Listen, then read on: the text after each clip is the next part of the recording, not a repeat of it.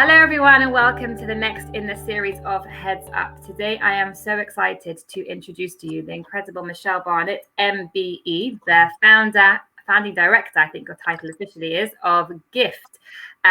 So welcome to Heads Up, Michelle. Thank you so much for giving your time today. Thank you. It's amazing to be here. Really honored to be invited. Thank you so much.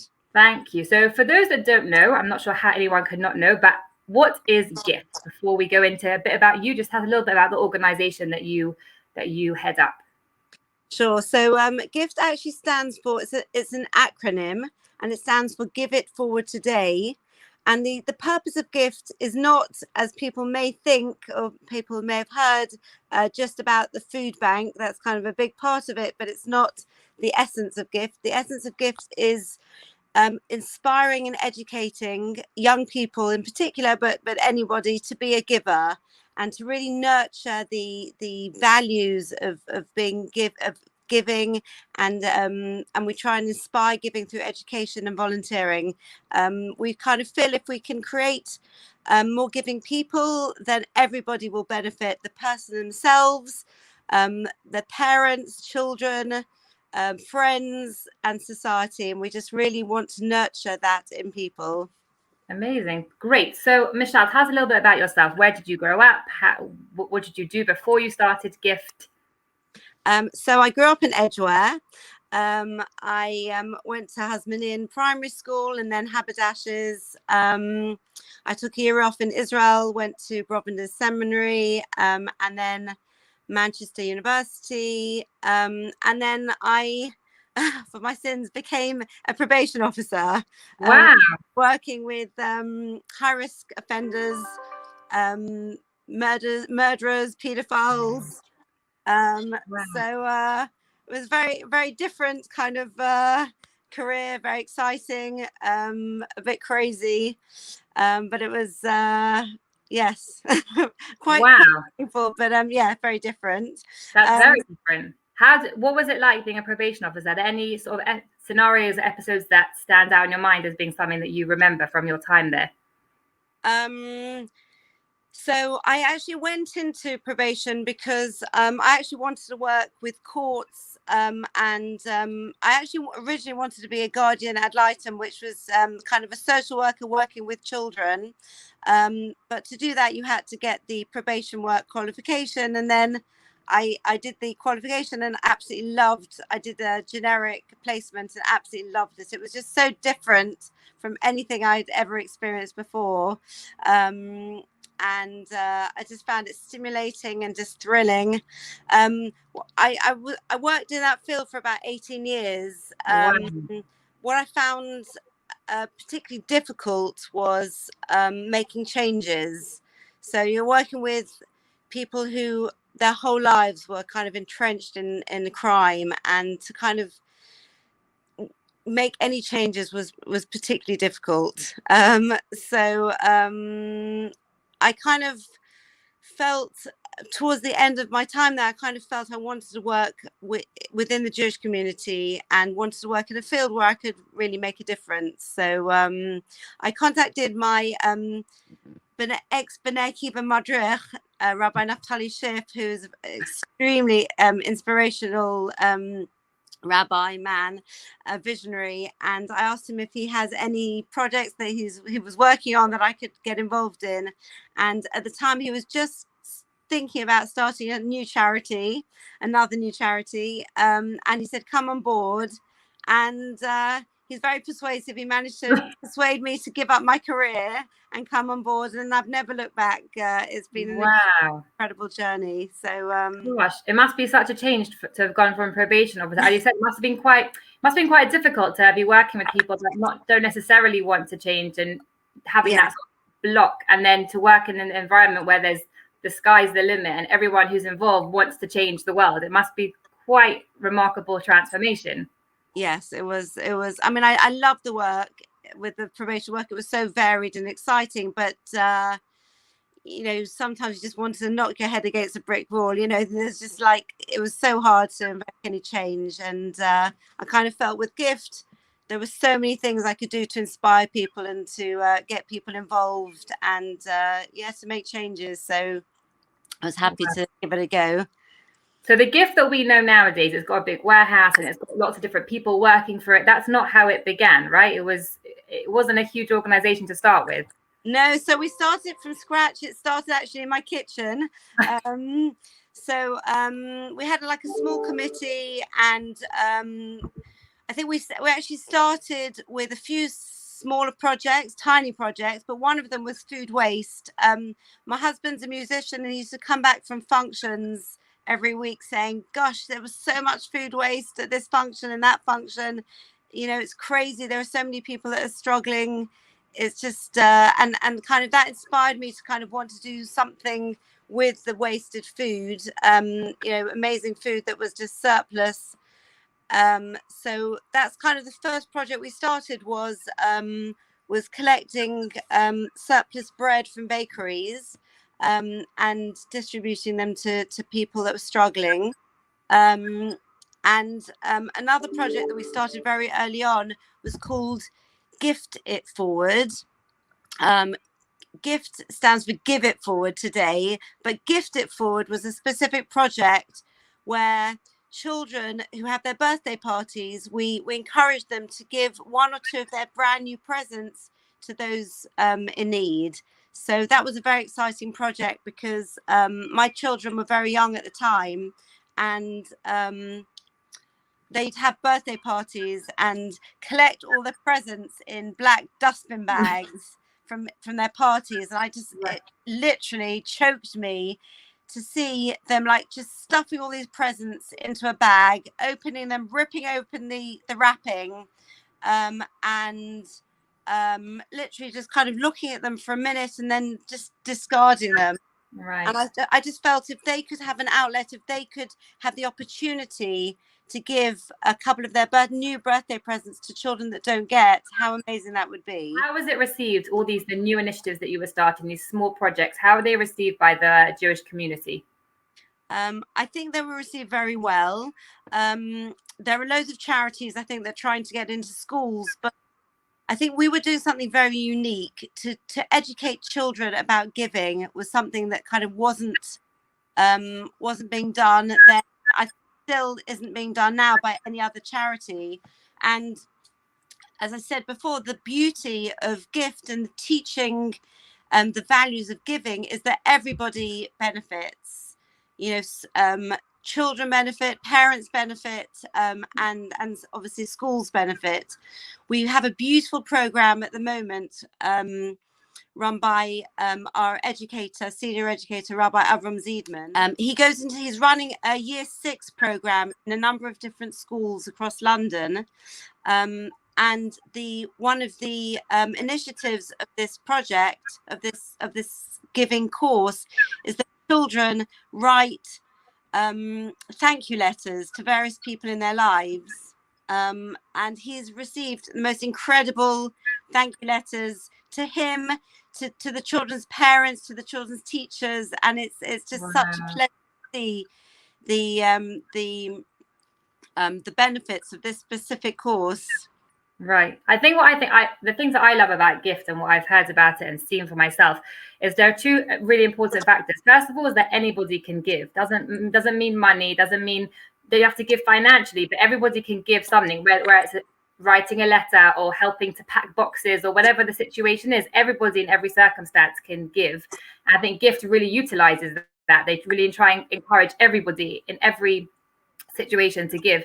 And I think also what's amazing is that I've seen with my own children is that kids are innately good. They want to give and they want to be good people and they want to please people and they want to be, everyone to be proud of them, but they're not always sure how to where to put it and how to deal with that. But having an organization like yours really gives them the outlet to be able to give. I know my kids, they benefited from, we'll discuss COVID in a second, but on the COVID projects that you ran, where they made cards for Hatzalah and ambulance drivers, and they came home and they did it. And during lockdown, when it was such a difficult time for the whole family, for the kids to have something positive and productive to do where they felt so proud of themselves, and also like doing it with all their friends on Zoom. It was such a simple idea, but it was really incredible to see the impact it had on my children in particular, I know for sure.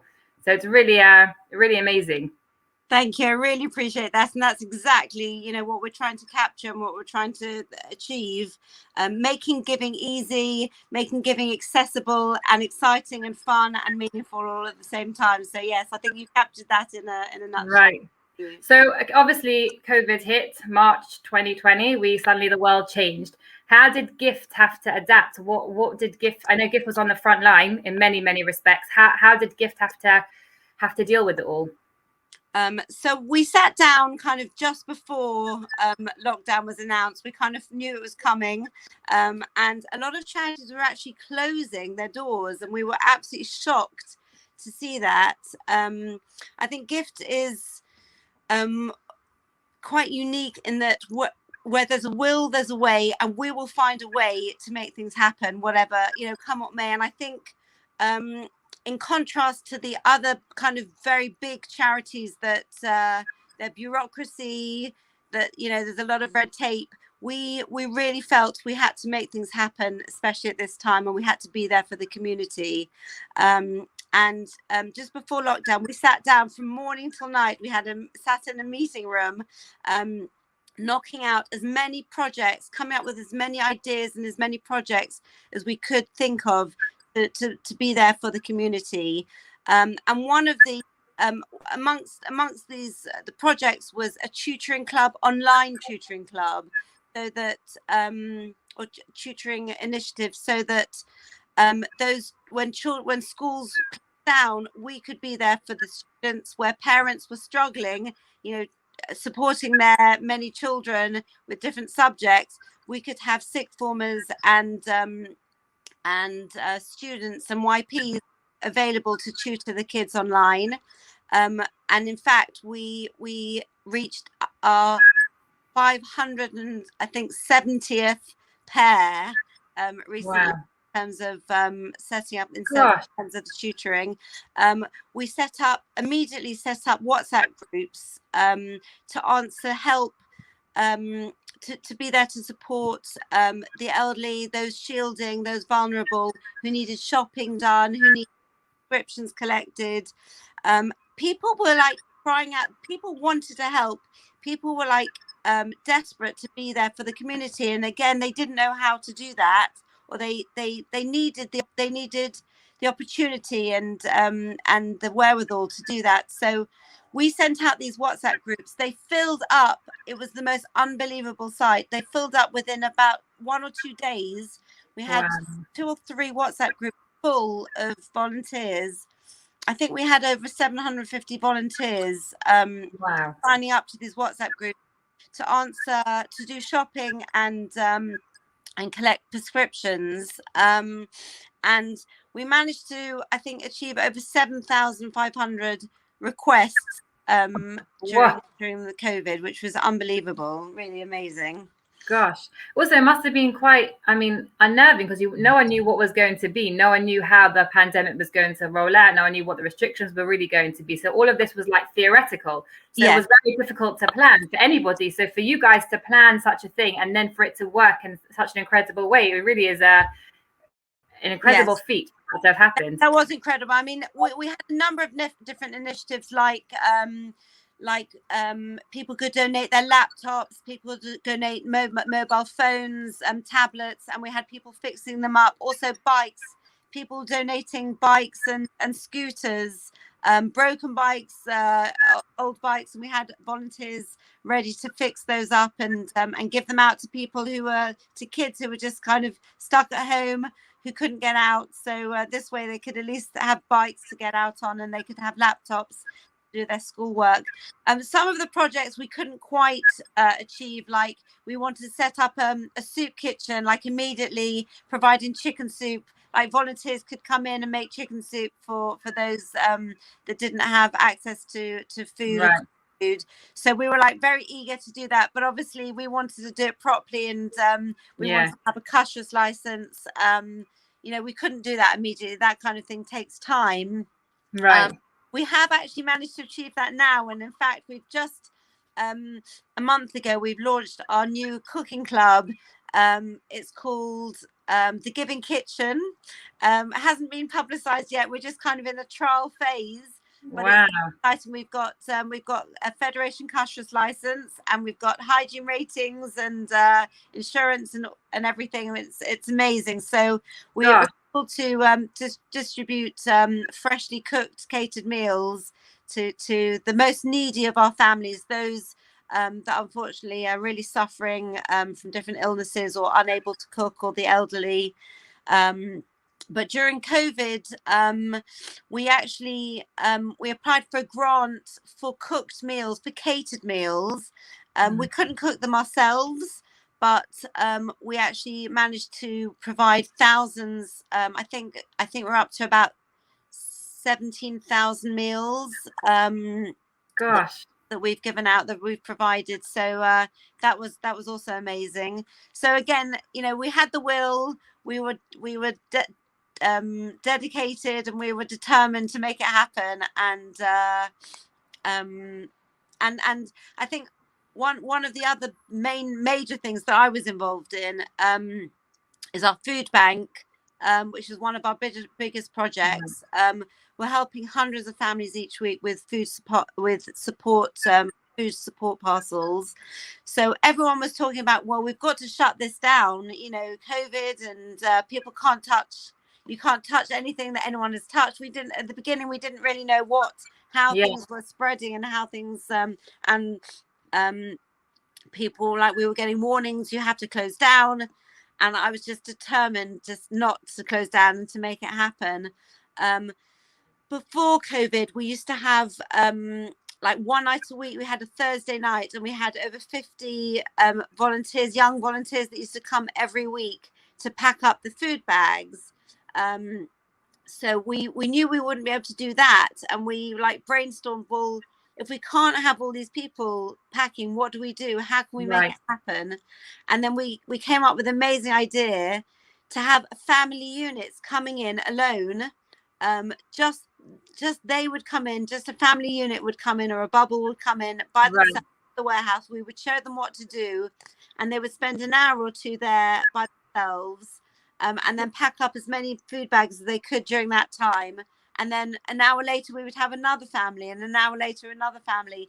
And quite often during COVID, we ran from like 9 in the morning till 9 in the evening, or 10 in the evening, 12-hour shifts, 1 hour at a time, where families would come in, do their volunteering, and then leave, which was an amazing achievement. It enabled the bags to be packed, and families and those in need to receive what they needed to get. But it gave all the families an opportunity to do something, to get out of their houses during lockdown. You know, you could come out and do charity work. So because so many people were so grateful. So many people felt so frustrated that they couldn't do things. They couldn't do the normal helping or giving, and to be able to do something like that must have been really really good for them. I mean, a wonderful family bonding experience as well. I loved it. I absolutely loved it, and it's been amazing. And that's basically what's carried on until now. We still haven't had proper groups coming back, but we've had families literally started it a year and a half ago, and they're still coming out, which has been amazing. So my mind is literally boggling with the amount of things that GIFT are doing. It's it's incredible. Every single category of people are being helped and are also volunteering, which is amazing. And there's cards of care. Oh my God. Cards of care, which is also something amazing that the initiative that we came up with, that kids could do at home, making beautifully decorated cards, which we personalized. We contacted all the care homes, and we found out the names of the residents. Wow. And we told the kids and different schools, and they were able to write, you know, it was like pen pals. They were able to write to specific people in the care homes, and, you know, with personalized cards, which was absolutely wonderful. Beautiful. Then we did gratitude packs for the NHS, for staff, not only doctors and nurses, but also janitors and the cooks and the chefs and the caretakers in the hospitals, to make them feel appreciated. I'm sure there are more ideas we came up with. I can't think of them at the moment, but unbelievable. Yes, I had you reminded me. Yes, Hatzalah and ambulance workers, gratitude packs for them. And in fact, we've got a nice project for the Duke of Edinburgh Awards, the Year Nines.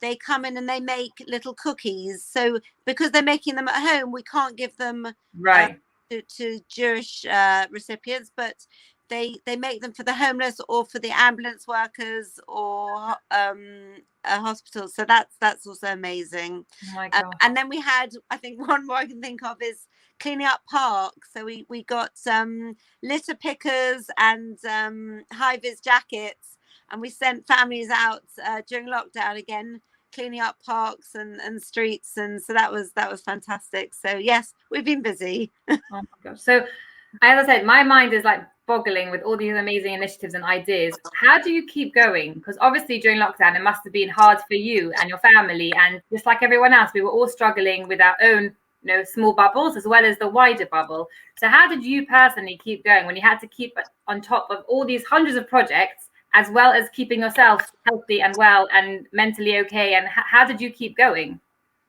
Good question. I'm just kind of thinking back, thinking, gosh, it was a crazy time. I think the adrenaline of knowing that it had to be done. There was no alternative. And in terms of the warehouse, I mean, my job is kind of fundraising and management, but during lockdown, I was in the warehouse. We had a manager of the warehouse that had to shield because he was in the older age category, and so I had to go into the warehouse and kind of manage the warehouse. But it was so amazing coming home and knowing that I'd achieved such a full day's work. For me, it was amazing because I kind of got to see. I made kind of personal friends with so many of the families that I was kind of showing what to do in the warehouse. So I kind of felt that my social life hadn't been, had never been better. I was kind of, I got all my friends involved and loads of different families, which was amazing. They were so inspired. I think my energy, I kind of benefited from everybody's energy. Everyone was so happy to be coming in and doing something worthwhile. And then when I came home, it was so amazing to see my family. My kids were back from uni, were home from uni. So it was kind of one opportunity. We were all together, which was just very special. And we actually, as a family, we actually did a detox. We did a month's detox during lockdown. So my husband was amazing. He prepared all the meals together with my kids, and we just tried to keep healthy by doing this crazy detox. Wow! Cutting out meat, fish, dairy, sugar. Oh my! What's left to eat?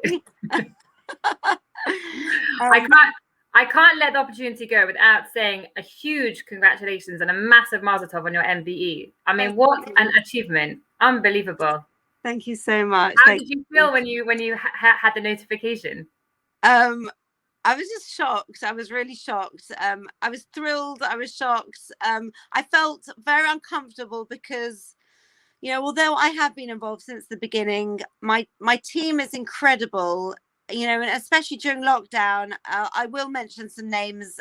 Shira, Joseph literally worked from morning to night. I haven't actually told him my first question when I got this, when I got the email, my first question was, did Shira also get it?